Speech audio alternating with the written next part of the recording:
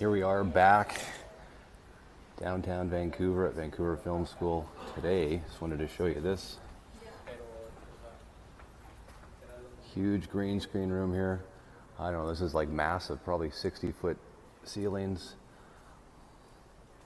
Full production here. This is where I'm going to be doing my show today, the Roundtable Live at the Vancouver Film School. Now, what's cool about this room in particular, it used to be a huge elevator at one time. It was a large elevator shaft, and all the mechanics, machinery was out of it, and the school converted it into an incredible studio. You know, if you've probably seen shows like Game of Thrones, they were all filmed in very large, bigger than this, studios as well, but this gives you an idea, hopefully you can see this on the camera, how incredible this is for students to be learning on in a studio that's really no different than what you would get in the industry. It's just absolutely crazy and incredible to be here and part of that with, you know, the cameras and equipment that is used in the industry as well. And then one little fun fact here, I can't scuff the floor. It's a chromatic green is the green that's used. Where are they here? I can't find them. Oh yeah, over here they've got tennis balls that go on the tripods, or if you don't have a mat, I'll be sitting right there. If you don't have a mat, that's basically what happens there. So there you go, Vancouver Film School's green screen room. Welcome everyone, Steve Westman. We have an exciting audiophile show today, the Roundtable, the Friday edition, the Oh Canada edition, the Atlantic 75th Post-Mortem edition, the Zeppelin UHQR Is It Gonna Happen edition. Welcome.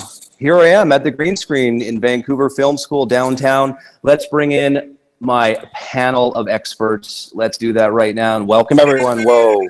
There they are. Oh, Canada. I'm going to start ladies first. Rachel's Ghost of Rachel's Ghost. Oh, Canada. Good. Good afternoon. Good afternoon. How are you? Good afternoon. We are well. I'm well anyway. And we've got Swing and Sway with Danny Kaye, Sonicflare. How are you? What's up, peeps? Doing well. I will say there's been a lot of comments about you on these roundtables, Danny. And so I'm going to warn you right now, if you see this picture come up, that one there, you're going to go out, you're going off. The no day trading today. I know you've been majorly into put options, which means you're betting against the market, betting the market's going to go down. I understand all that, but this is all vinyl. This isn't about being Bud Fox. This isn't Gordon Gecko. This isn't Bud Fox. Greed is good, I guess, but today it's vinyl is good, okay? So none of this shit. Dude, I'm not some 400K a year Wall Street stiff, all right? I'm talking about being liquid. I'm talking about having my own jet, all right? That's what I'm talking about. There you go. And last but not least, Mazzy. Mazzy, we got a problem. No, yeah, we do have a problem. There's a problem. There's a huge problem. We might have to do intervention because you're sputtering all day. So if we take over this ship, we might just take over. We can hear you, but you're... Oh, no. It's okay. Just keep talking. Is it that bad? I'm in this green screen and if it's that bad, I'll move. I have no problem with that. You let me... You ever see that Disney movie way back with Bruce Boxleitner? Yep, Boxleitner. Heard of him? Wasn't he in Tron? And Jeff Nelson, Hunt. Jeff, what's his name? You know, the Disney movie. They go in the video games, the big one from the 80s. Tron. Jeff Bridges. Okay, we have a problem, Mazzy. You came to Vancouver. Your people sent my people parking tickets. Okay? You need to pay your Canadian parking tickets. It's important. Parking tickets for the worst friggin' signage in any country. No, but here's the thing. You got to pay parking. So what I did before the show, I want to show you this. Your people sent me the parking ticket. They want me to pay. I paid the parking. Your agent sent my agent the parking ticket to pay. So I want to show the audience what it looks like and how to pay a parking ticket in Vancouver. Watch this. Hi, everyone. Here is the parkade that Mazzy was at and where Jennifer Lopez filmed the movie The Mother. Mazzy, here's the parkade. So in Canada, the way it works here, just so you know, is that I'll show you. And this fellow's doing it. He parked his car. And then Mazzy, you go over to the machine right there to pay for your parking. It's as simple as that. Now, this is where it was all filmed, the movie The Mother, J-Lo, They blocked this whole area off for the filming of it. And just on the other side of this parkade, if you can see it, I'll point to it right here, is it's called Centennial Park, where they did the kidnapping scene of that movie. So check out the Mother Run Netflix. There you go. You gotta pay for parking here in Vancouver. Okay. So that's a problem. No, that's a problem. I don't want to be my agent phone. Here you go. The rest of America, and Canada, look at this. Oh, wow. We have this app, which you have too, and everywhere else I had it in the app. That thing is way off to the side behind something. I pull into the garage. I'm getting out of my car, and the woman who's checking all the license is literally standing 10 feet from me. And I said, I didn't get a ticket. Where do I pay? Do I pay when I leave? She goes, yes, you pay when you leave. So I left. I got back 6 hours later, and there's a ticket. Okay. I did. But the nice thing about it is US dollars, I got 30% off because the dollar is better than the Canadian dollar, the US dollar. So anyway, enough of that. Let's talk records and music. Sure. I want to talk records and music, and we can talk a little about your trip up here. We did meet. So Atlantic 75 is the big news for the week. Huge news, because Analog Productions is doing their own reissues of. Are you all right, Danny? Look right in the camera. None of this. Yeah. So they're doing their own They're doing their own reissues. I know, Mazzy, you wanted to start with the Atlantic 75 and talk about some of that stuff. Go for it. Here's my take on this. This is like a science fiction, world's upside down. This last several days, I've been the one sort of defending the Chad and defending this thing, because even though I did a video literally at 5 a.m. because Chad woke me up, Mazzy, and he did his thing, an announcement. I've been complaining about UHQR boxes and all the wasted materials and all that. But even though I'm not usually a 45 RPM guy, I applaud that these are audiophile records for the most part, coming in at $60. Now, $60 for most people is not the sweet spot, but I'm going to just show these 3 records that Chad did. These are the Doors Double 45 and the Leonard Skinner. Amazing records, amazing sounding records, $60, whatever. And they're great. And so people have been clamoring for them to do some records in that price point. Now, when people say, why don't they do 33? Why can't they do 33? Rhino does 33. Atlantic's doing their own version of some of these titles. Licensing is the key. Now, I'm sure with this, there's some kind of trade. It's a collaboration like the Verve Acoustic Sound Series, where he probably doesn't have to pay. I don't know this for a fact, pay up front, but Atlantic is supplying the tapes and the music, and it'll be a joint effort. And I applaud them doing that. If you want a 33, Rhino has almost all of them. And now I think Vinyl Me Please is doing some of them. So again, I'm not the audience. I'm not going to buy, I don't think, any of these records, but I applaud they can do it. Now, I thought, what about Aretha Franklin? Well, the estate won't license Aretha's work yet. What about Led Zeppelin? Well, of course, in a perfect world, they would do Led Zeppelin. Apparently, they haven't licensed those records yet. So these records are out there. If you don't like 45 RPM and all analog, there's other options out there. So I don't understand the bitching about it, and think of all the people who are employed there. So that's my initial response to that. Again, I'm not the audience, but I'm not going to stop someone else for enjoying this series of records. Yes, you can get in $10 bins. There's no such thing as dollar bins anymore for those records, folks. At least not where I live. There you go. Was that almost a rant? Well, I was defending the release, even though I'm not the buyer of these. So I moved a little bit closer to the Wi-Fi. So better. Yeah, you're still messed up. It's okay. It's I can tell Danny's like underwater. It's like Danny's going to jump all over my comments, but I love that. Let's see. Okay, you guys talk. I'm going somewhere. You go somewhere else. I think he's doing really good. He's seems eager, and it's not easy being green. Developing a following, guys. I don't know, man. Go ahead, Rachel. What are you excited about the 75? I'm sensing a note that, that's what I'm sensing. Not in the least. Like, Okay, seriously. Why aren't you excited? To me, it's first of all, I look through the list. There's maybe a handful of records that haven't been done yet. For the most part, all of these records have been reissued on 33, on probably not on 45. So I'll give you that. Yeah. Yeah, great, good. Fine. Yeah, well, that box set is great, right? So why do I need a 45 RPM of that? I don't. I don't need it either. Exactly, right? Do you need these either? You don't, right? Well, but if you don't have an original that's good sounding, those will spank it, right? And so you get what you want to get. Gentlemen, I rest my case. Correct. But what I'm saying is none of these titles are like screaming at, oh my God, if such and say, not Foreigner, Bad Company's first album on 45. All three of them. Who cares?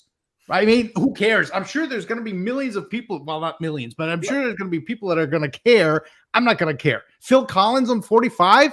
Dude, get the 12-inch 45 UK singles. They're going to blow you away. The tape was 50 years fresher than what it is when Chad was doing it, or 40 years fresher. And it's going to sound freaking amazing. Let me ask you this, Danny. That should work better now. I was on the wrong Wi-Fi. I think it's better. Let me ask you this, Danny. Okay. This whole thing from the label side is to celebrate Atlantic's 75th anniversary.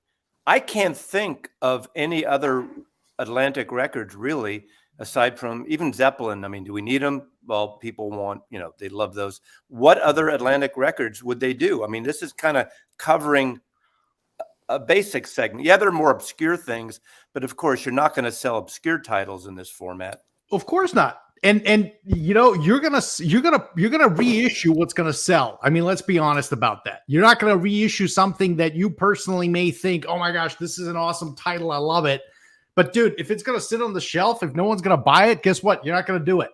So, they're gonna do the creme de la creme of Atlantic, which is totally fine. I'm just saying, I don't understand what the big hoopla around it is, other than it's Atlantic's 75th anniversary, which will happen only one time. So I get that. For 3 years. Right.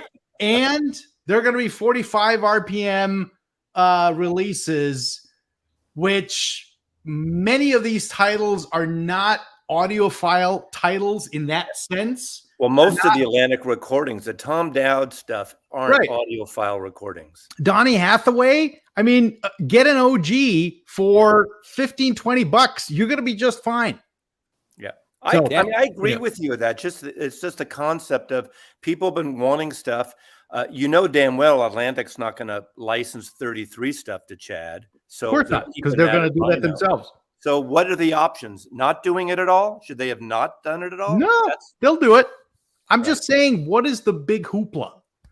I guess at the end of the day, it's kind of like, you know what it is? It's like Marvel fatigue, or in general, superhero fatigue that's settling in.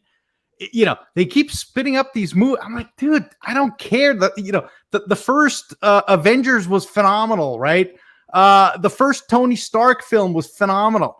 Tony Stark 56. Who cares? We'll see. We'll see in the market. Danny, you came in hot today. I'm loving it. Yeah. If everyone missed it, Danny is not allowed to day trade on this show. Danny, shut. Oh boy. So that's right.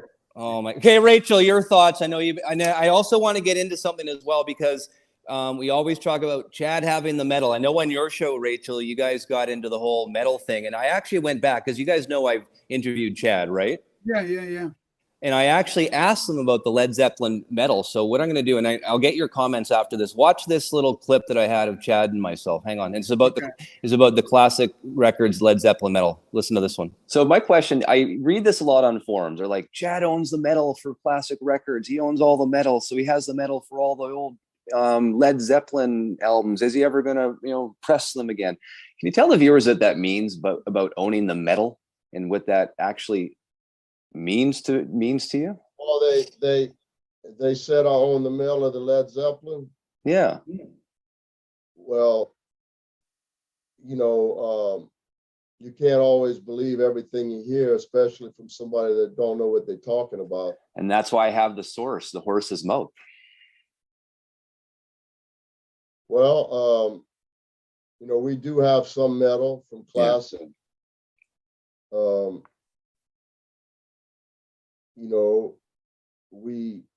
We may have some metal from classic. We've used some metal from classic, like on the Kind of Blue. Rachel, thoughts? Yeah, it's basically what we said.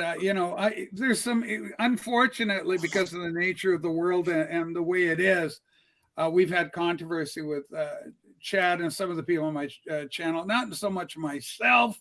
Hi, Chad. But no, he has said as much over on the Michael 45 program. And he said, we got some plates, but he doesn't have them all. He's got some Zeppelin, but he doesn't have it all. And I don't think anybody on my program in particular said that he's got it all. And I think the information was brought out that that isn't the case. So, I don't know where he's hearing this from.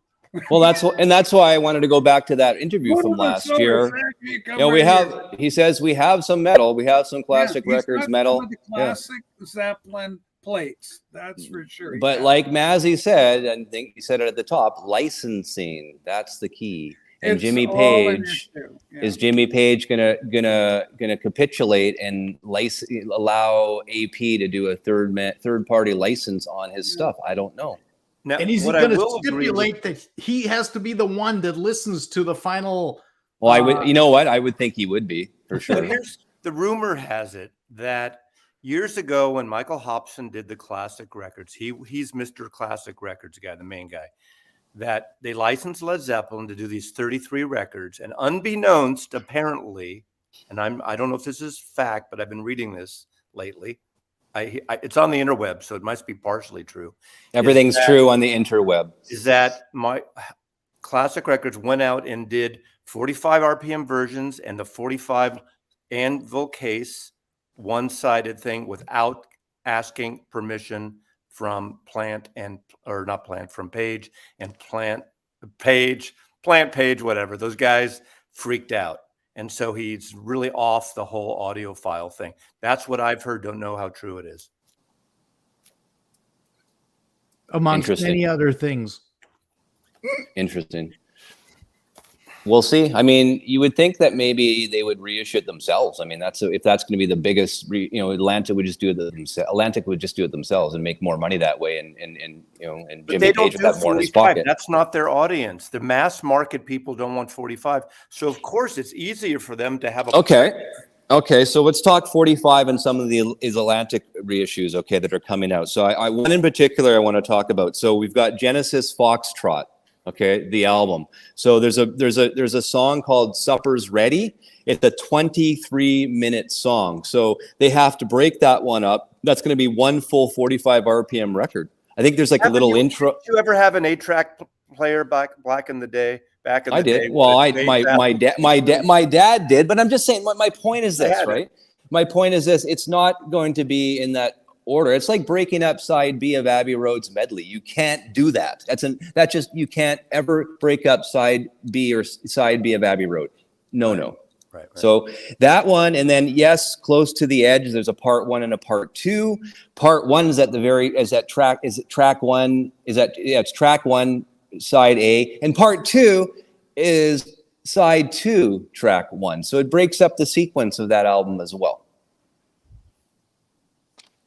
So it's a novelty, it's a luxury. The whole thing's a luxury for you to pay those prices on these things. You can get first pressings on Yes's catalog fairly easily still, depending on country of origin. But they're the only ones I'm interested in. Would be the Yes catalog, and I'm going to ship them to somebody in the U.S.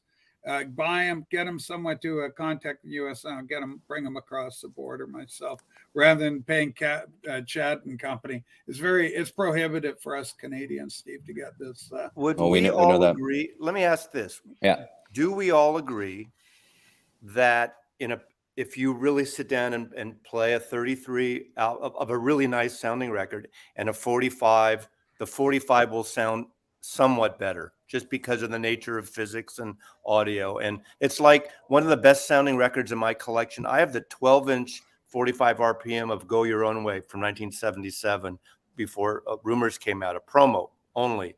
That's one of the most amazing sounding records I have in my collection. And it's a 45. Remember 45 singles. That's the whole concept of singles. So that is the audience they're going for, who want that. Now, obviously, some of these titles, maybe that's not the answer, but does someone disagree with that here?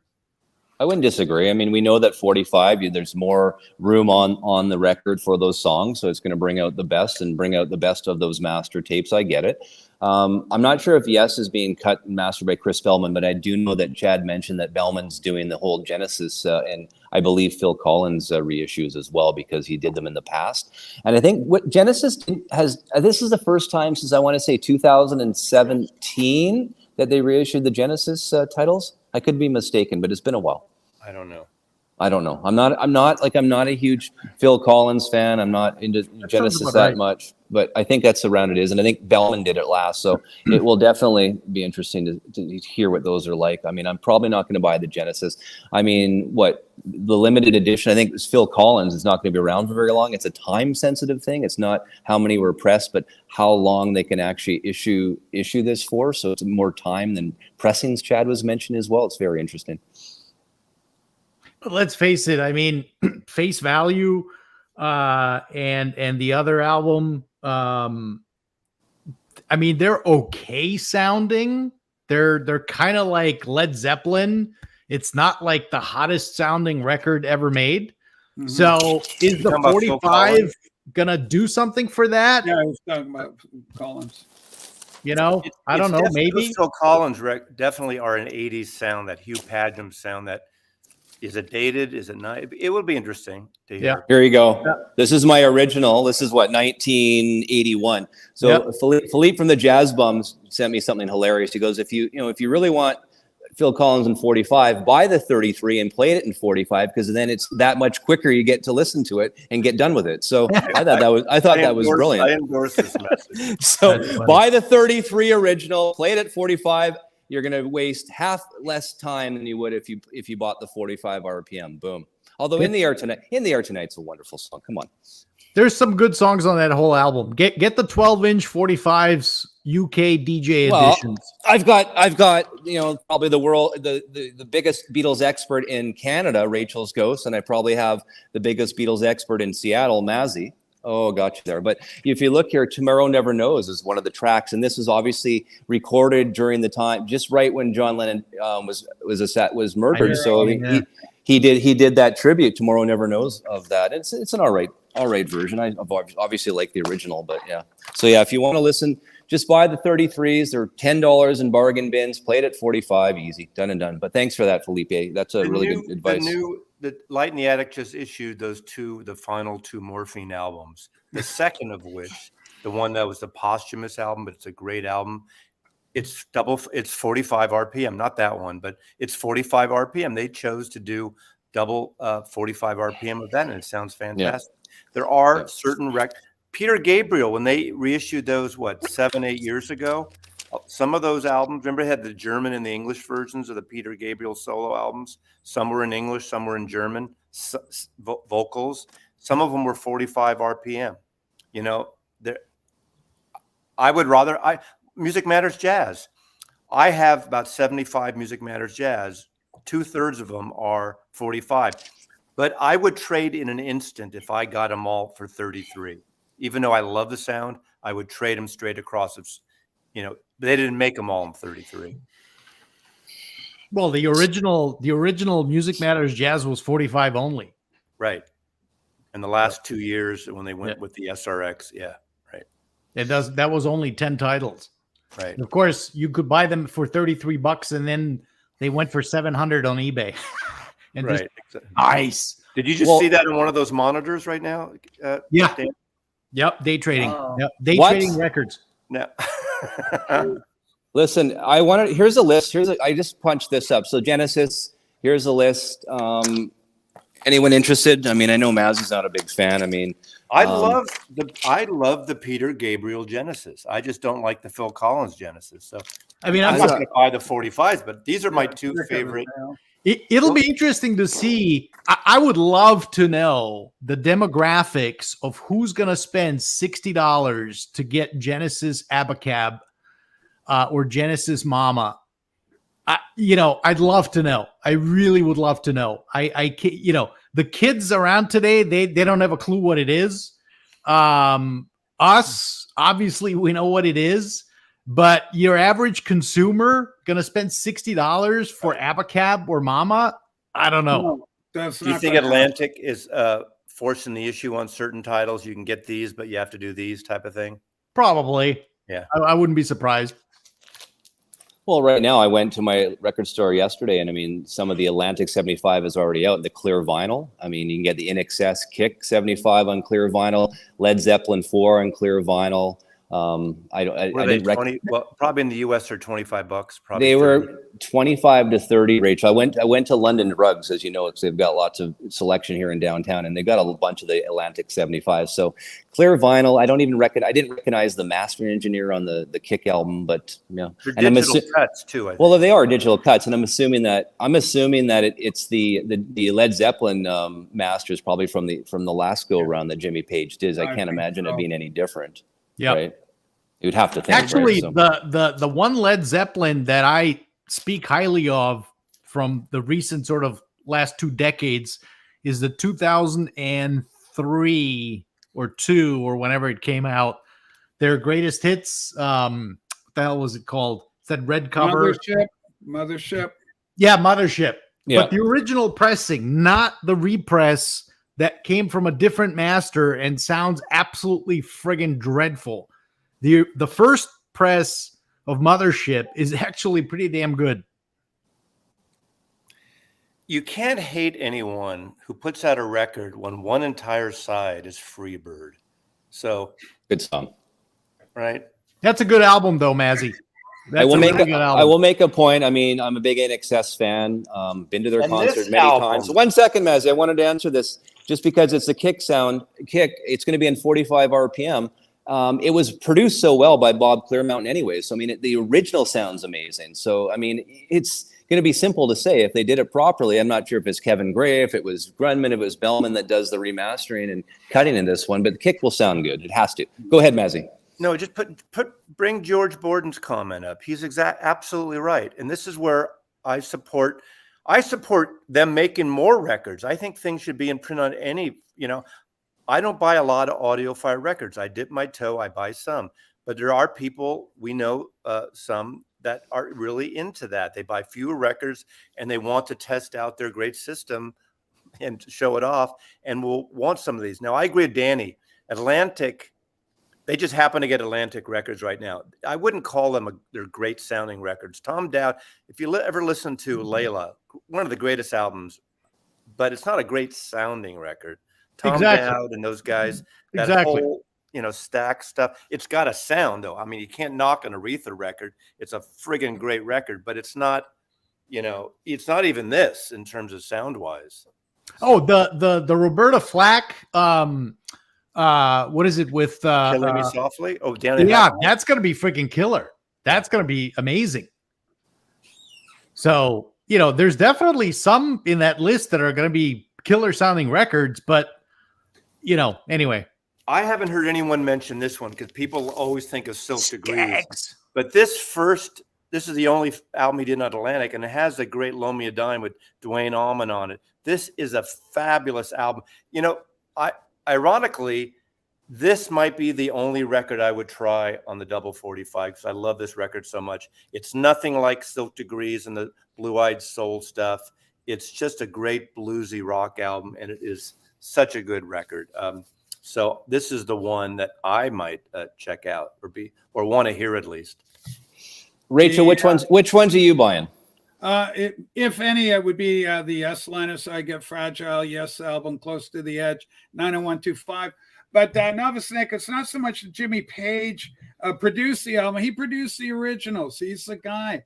What we're talking about is the mastering issue, Nick. So We want like Robert Ludwig to take a swing at it, or name your guy Kevin Gray, somebody to get a hold of those things, but somebody other than Jimmy Page, something different than what was offered with Exactly. the 2014 releases. So Exactly. and AAA, right, rather than digital. So but then it's not a fair comparison, right? I mean, if you say that, you can get the Zep 4 for $25 on clear vinyl, yeah, but dude, it's gonna sound like crap, right? So you can get it for 25, but not the same sound quality.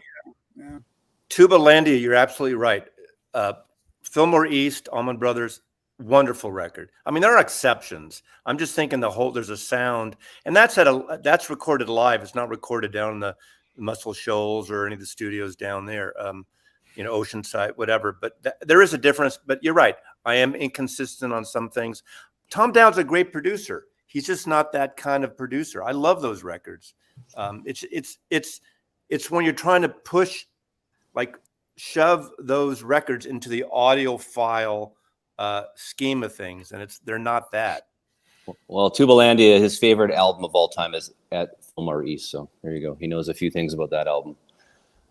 So yeah, I mean, you can get the clear vinyl right now. I mean, so I don't know. I'm not buying the clear vinyl, but if you want to not spend the $60 and spend the 25 Canadian, the 30 Canadian, or the 30 Canadian, I guess, for the 75, Rachel, then yeah, you can get In Excess, you can get Led Zeppelin. Is it going to sound as good? I don't know. I don't think so. And there are some. But yes, it's my number 2 on the hit parade of my top bands of all time. So it goes Beatles, yes, Led Zeppelin coming in at number 3. Those are my 3. Those are set in stone. I don't move on those. Zeppelin in recent years coming into the 3rd spot, but yes, and the Beatles have always operated, occupied the 1st and 2nd spot. But so that's where I'm going to be willing to put my big bucks out. Don't tell Sue. Don't tell Sue. But that's Sue. She's probably listening right now. Sue. Yeah, she's right here. But still, I'm being funny. But the whole thing is like something for In Excess kicks or something. I'm not going to put that kind of money up for that. I'll look and hunt down a readily available 1980s. We're not going back to the 70s or 60s. You can go to the 1980s and get yourself a nice little In Excess is 1987, and Mazzy, when you and I were looking through the records at Backbeat, I mean, there was one there for $15. Okay, really good condition. There you go. So when people say, I keep hearing since this whole Atlantic thing, oh, these are $1 records. Believe me, maybe because I live in the big city here, you don't get those records for $1. Yeah, you might get lucky. You get them for 5, 10, 20 maybe. Occasionally get lucky. $1 records now are $10 records in most places. There are exceptions. There are $5 bins, and if it's scratched up and everything, but if you're lucky where you are, then buy them. That's all. So Mazzy, you want to talk the jazz titles, and here I wanted to show everyone the jazz titles, because they're where are they now? They have been they had been cut at 45 before, right? All of these that you see here. I mean, the Coltrane, I think some of them have. The Coltrane, like these are the stereo. I think they're putting out the stereo. Is that right, you guys? They're putting out stereo because remember they did the mono box. Rhino did the Coltrane mono box, which I like. It's missing, I think, 2 titles because those were lost in the fire titles, I think. And that sounds great. As good as those records sound for me, I don't need those in 45 RPM. So I will not buy those. I don't need those. But it looks like a lot are excited about Yes. Yes. Yeah, they'll sell well. In fact, they'll probably sell. I would predict they'll sell all of them, with a possible exception 90125. But 902.125 would be really interesting. On 45 RPM would be kind of interesting. So. Yeah, it will be. Okay, Rach. Lonely Heart on that one. Is that the one? Yeah, Owner of a Lonely Heart. Yeah, that big hit. Cinema. I had the 12-inch UK 45. Sounds freaking insane. Absolutely bonkers. Yeah. And well, Mike Jazz Bums is saying ORG did a lot of those Coltranes. He's not sure if they did Giant Steps. Does anyone know offhand? So I haven't heard any of the ORGs. Have you guys? I haven't. No. You have what? Sorry, I missed that. I have not heard any of the ORG Coltrane stuff. They're good. Yeah. Danny. They're good. Wake up. Hey, gotta finance my jet somehow. Okay. So we wanted this to be a Canadian sort of Canadian flavor as well. there we are. We know Mazzy's somehow a Canadian now that you came up to see myself and Since I paid into the Rachel, fund. you paid into this, so you got the violations. So yeah. Yeah, 40% discount. One other thing as well. I just Rhino the other day came out. I just sort of passed me by, but I'm a big New Order fan, and they're coming out with a new reissue of Substance as well. So I'm excited about that one. I might pick that up if you're into New Order from 1987. A little bit newer. That's a good. I have the original UK. I believe it's 45, a 12-inch of Love Will Tear Us Apart again, and that would be great. That album could be cool as a 45. That's Warner's, but I think it's Warner's now. So right? So Rhino's that one comes out in November of this year. That the Substance, which is I think their biggest one. So yeah, not bad at all. So now we're in Canada. You got some parking tickets. We wanted to keep some Canadian flavor, and so I have I had an assignment for Rachel, and but I wanted to show everyone. Look at that. But look at this, Rachel's Canadian pick. So there you are. There you are. What record store is that with? That was with Mazzy. No, this one here. This is just a little casual shot here in Nanaimo. I'm over in Nanaimo, across the water from Steve. That was at the hi-fi, what was that? Our guy, I called him Timmy or something. Yeah. It's a local one. It's Billy. It's a vintage hi-fi store here in Nanaimo. What Led Zeppelin do you have in your hand there? What it's Led Zeppelin 4. What Zepp 4 was that? That's like a Canadian 70s Canadian reissue. I got about 3 Zeppelin 4s. I got multiple Zepp 2s and different. Some of those Canadian Led Zeppelins, and I have a few, sound really good, by the way. Yes, just so everyone knows. They do indeed. They do. They really do. So your assignment today was Rachel's Canadian picks. Yeah, so we want to keep some Canadian flavor. I have an idea. I might be wrong. I won't say, but I have an idea of what you're going to pick. So I'm going to put you full screen. I want you to show everyone what you have. This is Canada. Okay. Should you sing "O Canada" first, or we'll just not do that? Well, I'll do that on my show tomorrow. Folks, we're in Concert Buddy. I want to give a shout out to Concert Buddy, and I told Alex Dickey he's very excited about you there, Steve. He's just fainting over you on a daily basis, and I'm telling him I'll give you a nice shout out on the. Well, you know what? Let me stop you there first. Of Alex Dickey, a lot of us know who Alex Dickey is, and I felt. I haven't done any merch on my channel yet, but if I'm going to do merch, I think the merch has to be to a good cause. So if I'm going to start my first merch, my first T-shirt, I want all the profits or proceeds to go to like a children's charity or something. Okay. And so I decided, this is what I've decided for my first merch, and all the profits, if you guys buy, once I post it, will go to charity. I'm with Dickey. I'm an I with Dickey T-shirt. I don't know if you guys would you guys buy that? Well, of course, he's an expat Canadian living in North Carolina now. I think you need to hire a designer, Steve. Yeah, maybe get one of the film studio kids to work. Yeah, exactly. Yeah. All right, that's for charity. Okay, so what do we got? Okay, well, let's stick. My favorite band of all time. This is Canadian pressings, kids. In Canada, we got, and I guess I'll pull the thing out here. It's always a bit of hassle when you show more than one record, but this is my original mono, the Beatles Capital Beatlemania with the Beatles. This is how With the Beatles show. They got it with the Beatles in UK. While in Vancouver this past weekend with Norman Mazzy, I picked up a first press mono. Oh, this is mono as well. UK pressing. This I'll put it up against it.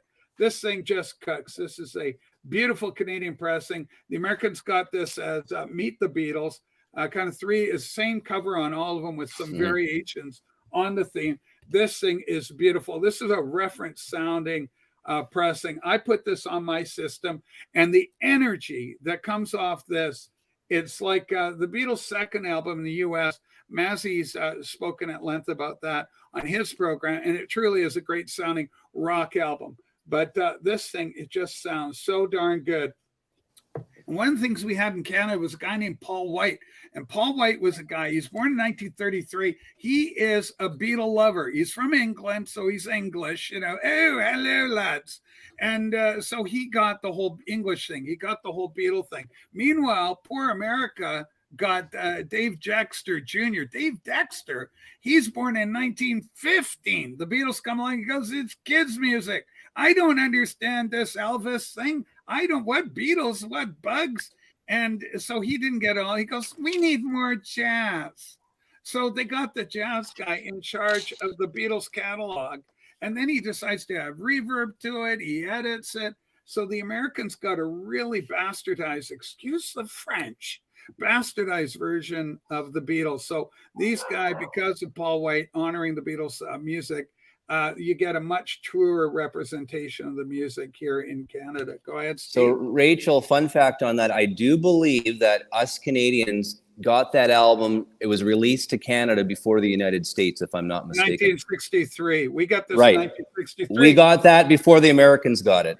Because it's old, because they got Dave Dexter Jr. going, here's you want to have to Love Me Do Wanker, and he goes, I don't like Love Me Do. And so then VJ comes in and comes up with an album called Introducing the Beatles, which is essentially the UK Please Please Me. They missed out. The first 4 singles the Beatles released, Dexter passes on all of them. Meanwhile, and this created some friction up here, because Capital Canada was more on board. But anyway, if you can find yourself a nice mono rainbow label, and this thing is clean, it's just a gem. It's a jewel. So Canada discovered the Beatles before the States is basically what's happened. If we didn't discover them first, let's say we embraced them first. Okay. Our executive, our suits embraced them. Yeah. Okay, record number 2 from Canada is going to be, well, we're talking about these guys, Led Zeppelin. And our good friend, I talked to Patrick, the vinyl archivist, who's a great channel, Patrick. This is what you call a red label, 1969, first Canadian pressing. And if you can't get your Robert Ludwig on this, kids, but you're fortunate enough to run across this Canadian proprietary red label, grab this. I just did a shootout this morning. I had Sue here. She wasn't fully paying attention, but just as her impression, because she was busy doing other stuff. But I said, what do you think of these? I played this one. Have I got the other ones here? I do. Yeah. I also played, look at this. I shot out against this Plum label, UK first press, not Ludwig. And I also included this 1977 Canadian press. And this sounds really good for 1977. There's the more familiar. This is how I got it in the 70s. I don't want to go too long because I know we've only got about an hour here. You're at work. You got to get back to work. Okay. So anyway, we got Zeppelin, but that red label Zepp, it sounds great. Sue liked it best out of what she heard. Mm-hmm. That's the way to go. Finally, my third Canadian record. But before I go on third, I just want to give a shout out to 2 small labels. One, Mazzy and I met Nardwar over at Rob's store, Neptune Records. There's Mazzy's got the shirt. I saw Mazzy walking around with this. I go, what do you got there? And he goes, it's the history of rock and roll. I said, holy moly, I got to get this. The history of Vancouver rock and roll, Canadian. This is Canadian with Canadian talent. Beautiful, beautiful album. And so I picked this up. I have spun it. It is great. And so that's Neptune Records from Rob, who owns Neptune. And of course, he invited us into the lair where Nardwar lives. And it was fantastic. He doesn't live there. He does the broadcast from there. Okay. So before you got letters, Steve. There's the picture. And then one more over in Victoria. We got Supreme Echo, Jason Flowers over in Victoria. This is As Sheriff. This is a 67 psych album over in Victoria, British Columbia. Kind of one of the first psych bands to emerge from the local scene there. So it's nice to have these Canadian local pressings, these small boutique pressings, but also independent art's a big thing about what I do.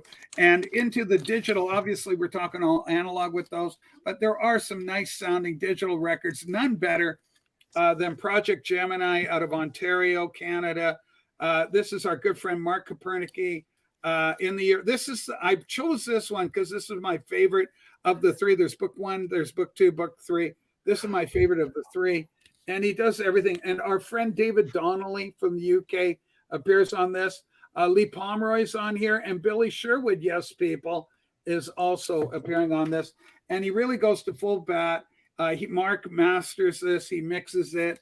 And yeah, it's digital, but they sound incredible. The vinyl is quiet. I believe they press these over at Train Studios in Ontario. You can check this out.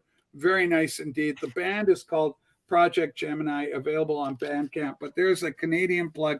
But it's nice. This Canadian artist, Canadian produced, Canadian mastered, Canadian mixed, Canadian pressed all the way through. AAA Canada. Very, very nice. And so I'm going to add one more to that, Rachel, because you missed it. True Canadiana, one of the biggest bands of the, I'd say, mid to late 80s to 90s. You know who I'm going to put up right now, Rachel? Well, I'm going to go with these guys. The Hip, yeah. There you go. This is one of the albums that was, obviously I've had this for years, but I mean, I had the CD, I had the cassette. This is what would be my go-to in my car listening to the Tragically Hip, Road Apples. Yeah. If you're Canadian, we have a lot of Canadians on, watching this show. You'll know the songs Little Bones and Twist My Arm and Long Time Running and Three Pistols, and what more can I say? It's this is Canada. Yeah. I'm surprised they didn't get bigger in the States, but a lot of the songs were more Canadian sort of flavor, talking about the prairies, talking about what David Milgaard and hockey got, hockey themes and stuff like that, which is not, of course, big or known as much in the States, but they were multi-million sellers here in Canada in their day. And they had a moment. Gord Downey. They had a period of time here once. Dan Aykroyd introduced them on Saturday Night Live, and they started touring here. And play, Yep. So they did. I have like 3 of their CDs. I never. They just released for the first time this winter. It was Live at the Roxy, 1991. It's a great concert, really incredible. Just as they were starting to get big in North America. So Live at the Roxy. I'm not sure if you have that one, Rachel. It's a wonderful album. There you go. Your Rachel's picks. Thank you. People are asking about, again, going back to the Atlantic, about the list is kind of meh. And I get that, and I agree. We were trying to think, what could they have done? But a lot of the artists, like for instance, ABBA. What about ABBA? Now, ABBA are huge sellers, and I have their original, the Swedish label, all their records on their original suite, and they sound fantastic. They're really well recorded records. Some of those records, but would people be pissed at that? Was it not AC/DC? What's the other? Is it AC/DC? Were they on Atlantic? There's some things that they just don't have the rights to because apparently the estates aren't letting everything out at this point. I have I think I have one or two. I have, which ones do I have? The ABBA stuff that came out like maybe 2, 3, 4 years ago on 45. Sounds pretty damn good. The Polar cut from digital and stuff, no doubt, but sounds pretty damn good. Yeah, the Polar record. That's what I was thinking. That's the label that first put them out in their whole catalog in Sweden. Another band, the Rolling Stones. I mean, all the Atlantic Rolling Stones record. Those would have been kind of cool, maybe. But I'm sure the Stones haven't allowed that. They own those masters. So we have time, about 12 minutes left. This is the next segment. I hope Danny's had a couple days to prep for this one. This is my swing and sway with Danny Kaye segment. Nice. And this, yeah, you see that? He's got a little bit of cigar there. You see that? You need bigger glasses, Danny. So Danny, and I gave you sort of giving people free reign or free will is scary to give a person, right? You know what happened in the Bible with free will. So, well, we're talking Genesis, we're talking Revelation. Yeah. Anyways, you got it. You got it. Point. So, Danny, go for it. You got free range on this for the swing and sway with Danny Kaye. And just just hang on. One more time. I know you guys are gonna get sick of it, but I don't see the monitors there, so I don't want to see any day trading. Look straight at the camera. Hang on. Let me look straight at the camera. That's hilarious. All right. So actually, funny enough, I was trying to figure out what the hell I'm going to talk about and show. And then it dawned on me. So to those that don't know or haven't tuned into my channel for a while or whatever, I don't blame you. I haven't put up much content because we've been moving again and again and again. So we're back because in the that's States. what, you don't do anything but that. That's right. We're back in the States in the lovely state of Maine. And we've been unboxing and moving and in moving and out moving like crazy. Long story short, I just came across totally by happenstance an entire box full of records that are probably 2 years old that I just got from Perfect Vinyl Forever. Steve Evans, my buddy, you guys should check out. I did a couple of videos with him. He does an awesome cleaning for records, basically. I mean, he's like the most advanced record cleaning that I'm aware of. And I've tried just about everything out there. So I sent him a whole bunch of records while we were in Europe. And during the time that I was in Europe buying records here, and we had this deal where he was basically going to be just cleaning them for me. So he's come out with this latest new solution and stuff. Anyway, just to highlight a couple, Michael Hoenig, absolutely friggin' killer. Sort of, how do I describe this? Like spacey, electronic, jazzy, funk kind of stuff. Really, really good. Check it out. Then I got, and I found, this is absolutely smashing. Close Encounters of the Third Kind. I'm a big soundtrack guy, for good soundtracks, that is. This is absolutely incredible. US first press, stunning sound, truly reference quality sound, I would say. And of course, cleaned by PVF. Then here's a I used to have that shit. Here's a fun one that I got. Space Magic Fly. If you're into like 70s electronic disco pop, this is the real deal. That was kind of from that era where everybody was experimenting, Georgia Moroder, the Alan Parsons guys, or Alan Parsons, Jean-Michel Jarre. So this is a little more disco-y than that, but freaking awesome. Highly recommend it. Then, of course, we have the always great Pablo records. These are stunning. If you can, Chad every now and then puts these out as reissues whenever he gets the clearance from the titles. They're stunning. I mean, I have yet to hear one Pablo that doesn't sound good. And they all started obviously analog, then switched to digital. But either way, they're phenomenal. This is another great sounding record, the Glory soundtrack, absolutely killer. This was done by ORG, the great Ying Tan. Good movie too, Danny. Yeah, on 45 RPM, except this is not it. This is the original. Oh, dude, this is absolutely killer. Eddie Henderson, Heritage. Dude, this is like one of those, you gotta find it. They're hard to come by, which means they're expensive. But when you get around to it and when you come across a clean copy, get it. You won't regret it. Absolutely smashing jazz funk, killer stuff. Then, of course, how could you possibly go wrong with Quincy Jones? I mean, look at this guy. What a stud muffin he was, right? In fact, funny, I was just, it popped up in my YouTube feed the other day, a video of him talking about Thriller, with Michael Jackson, of course. And it was just so amazing to listen to him talk. I mean, what a genius, man. This guy is just, he's truly the Beethoven and Mozart of our generation when it comes to jazz, funk, and pop. Absolutely stunning stuff. That's a great record. That's a great sounding record. Yeah. It's got the Ironside theme on it. Yes, exactly. Yep. Johnny Cash. Lipton. Can't go wrong with Johnny Cash. I mean, look at this guy. Look at that. I mean as hell. Is that freaking awesome or what? I mean, I don't even care if you like Johnny Cash or not. Look at the cover and you're like, dude, this has to be good music, and it's freaking awesome. They should have called it Spread 'em. And then this is another. So this was done by Audio Fidelity. Yeah. Steve Hoffman, Red Vinyl. Came out, gosh, probably 15 years ago now. It's long out of print. absolutely smashing album to get. The bass on this, I play this for people that tell me that, vinyl has no bass. Dude, you have no clue.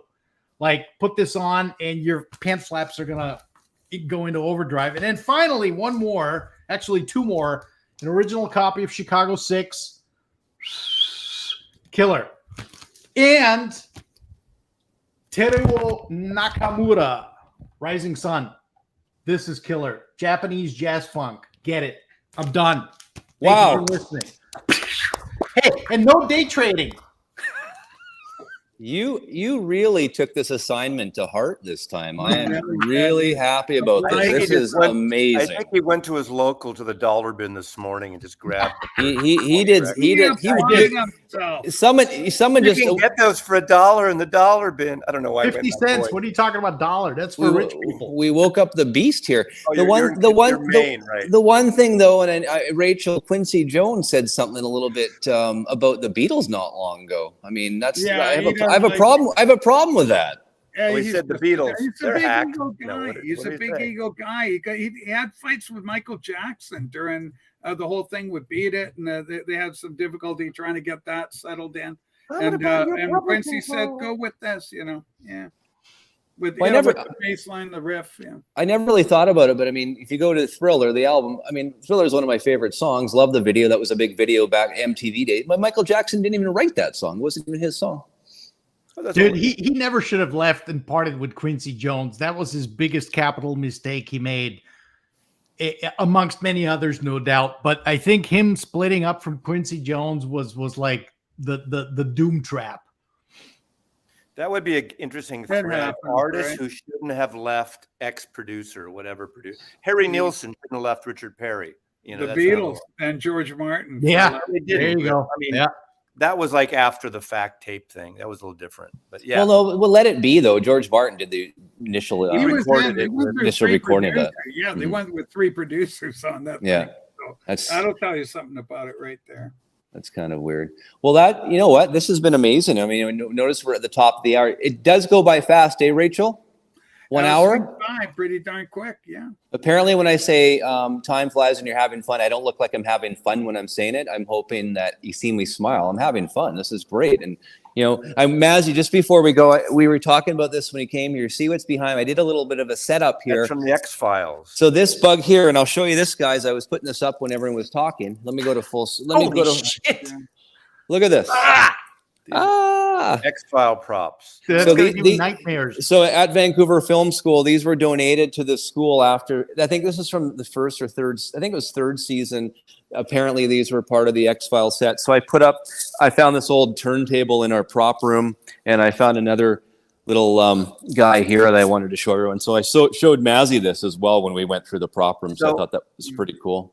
Should I list my phone number here so 5 minutes after we close out, Chad can call me and thank me for this hour? Oh, my. Sponsored by Analog Productions. People have to have a sense of humor. When they don't have a sense of humor, they get all wrapped up in a bun. Absolutely. Amen to that all day long.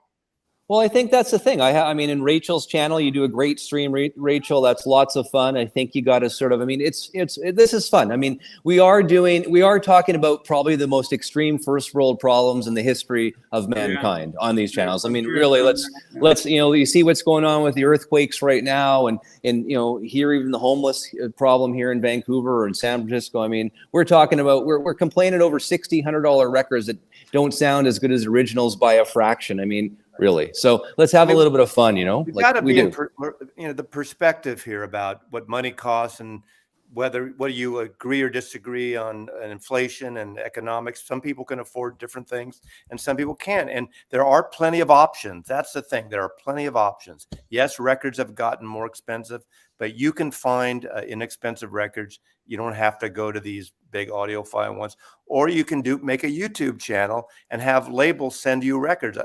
My doorbell rang during this thread, and I got a box from Light in the Attic with there you go. Their recent Betty Davis series. Oh, I'm curious to see what those sound like. Yeah. I'm sure there's going to be a video up in about 5 minutes. No, I don't. Unlike some people, I wait for at least a few days to really listen to a record. I don't have to be the first. when I'm doing a comparison or talking about Light in the Attic does good work.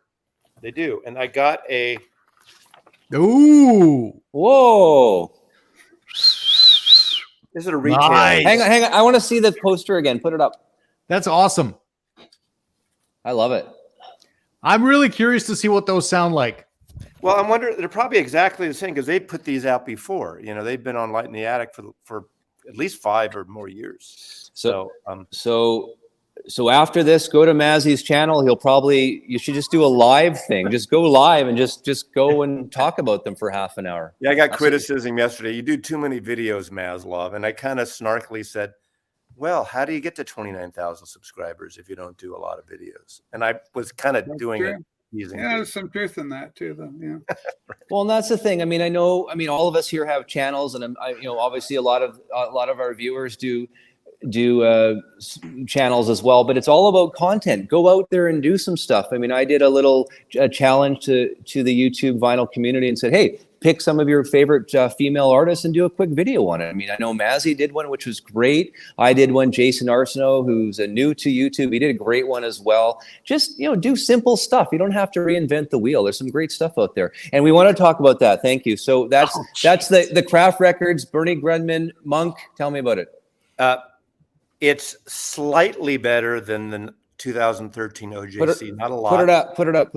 It's the Craft. Now, it's one of my favorite jazz records. Put it closer. I want to see the thing there. But it's a challenging record for some people. There's a lot of brass and sax. So people will say it's harsh, and it is. All versions of it. I have a 1958 version, 2013. I would say if you have the early of the 2013 OJC, you don't need this. This is slightly better, but not a lot better. Anyway, you can watch my video today, and I go a little more. Oh, you are doing the video today then? It's already up. It's up. That one's up. Okay. All right. Well, we'll leave it at that, guys. What's Danny doing? Hang on. Danny, you did get my memo. You're actually wearing pants. I was worried there for a second. I gotta beat Mazzy because guess what I have? What is that? Hang on. Oh, I got the tape of that. Ooh. Oh, put it up. Wait a minute. Hold your horses. Don't get your panties in a twist. So you're bitching about double 45 records that are priced. You're buying these things? Oh, wow. Ooh, baby. Holy smokes. Look at that. Does it This sound sounds amazing. It really sounds amazing. Yeah. So this was the short-lived. Well, they weren't so short-lived. Take the tape out of the box so they can see it. Take the tape out of the box. Unwind it. Unboxing. Touch the tape and Here's some splices on screen. Awesome. Ooh. Jefferson Douglas, if you're watching, he's salivating right now. I can guarantee you that. That's amazing. It's a challenging album for some people. Does it tend to be a little bright at times at all? No. Oh, interesting. Because every version I have is slightly. It sounds freaking amazing. I mean, if your tape machine, see, that's the problem with tape machines is that everybody's like, oh my God, tape machine. Here's the thing. Unless your tape machine is properly tuned, serviced, calibrated, you keep shit off the heads and all that crap. You play back good quality tape that doesn't disintegrate. It's a pain in the ass. It's really a fucking pain in the ass to listen to tape. So Danny, with your day trading profits, what type of reel-to-reel machine do you own? I own 4. And you're bitching about double 45. Hey, that was in a different life. Okay, I was a day trader a long time ago. He was young. He needed the money. And here's another question. Buck stops here. 15 or 30? 15. 30 is, a lot of people assume that 30 is better than 15. You get a little bit, you get like 3 dB of signal to noise ratio, but you lose tremendous amounts of bass because they can't, the way the flux works with the magnetics and all that at that tape speed, below 40 hertz, below 50 hertz, it gets all wobbly. And there's all sorts of phase issues and stuff. So it's not 1 for 1. It's not, oh, let's go to 30, let's go to 60. 15 is probably the sweet spot. Not probably, it is the sweet spot. We're gonna leave it at that. Mazzy, my agent's gonna send back that parking ticket. He's not paying it. So I paid him already. So. well, okay. So next Yeah, time, big you know, game. geez. All right. I love the Canadian people. The Canadian are Yeah. the best people. I threw paper towels at Rachel when I was up there. I love the Canadian people. He reached out to us. He saved us from our flooding. There you go. Well, thank you, ladies and gentlemen. That was this was an amazing hour and 4 minutes now. So I went over time. I don't do that very often. So, and I'm glad I figured out the Wi-Fi situation. I was on the wrong Wi-Fi network. That was the problem. So hopefully it doesn't look too bad when someone watches it again. But till next time, spin that vinyl and go back to day trading. You can do the overseas markets now, Danny. Get going. Okay, guys. Later. Bye-bye. Bye. Concert, buddy.